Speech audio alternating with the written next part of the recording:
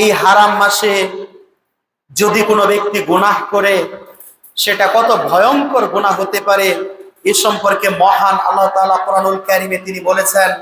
মহান আল্লাহ তাআলা কোরআনুল কারীমের 9 নম্বর সূরা তাওবার 36 নম্বর আয়াতের মধ্যে তিনি বলেন, ফালা তাজলিমু ফিহিন্না আনফুসাকুম, যে এই যে বর্তমানে যে মাস চলতেছে, আজকে 10 তারিখ, মুহররম মাসের 10 তারিখ, মহান আল্লাহ তাআলা বলেন এই যে মাস চলে এই মাসে তোমরা নিজেদের উপর জুলুম করো না, তোমরা নিজেদের উপর অত্যাচার করো না, অশ্লীলতার মধ্যে তোমরা লিপ্ত হয়ো না।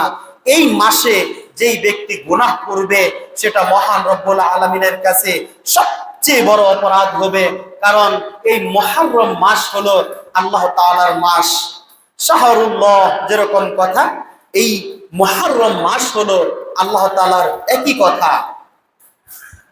আল্লাহ তাআলা নিজে বলেছেন এই মাস হলো সম্মানিত মাস, এই মাসের মর্যাদা তোমরা রক্ষা করো, এই মাসে তোমরা নিজেদের উপর অত্যাচার করো না, এই মাসে তোমরা নিজেদের উপর জুলুম করো না, তোমরা পাপ কাজের মধ্যে লিপ্ত হয়ো না।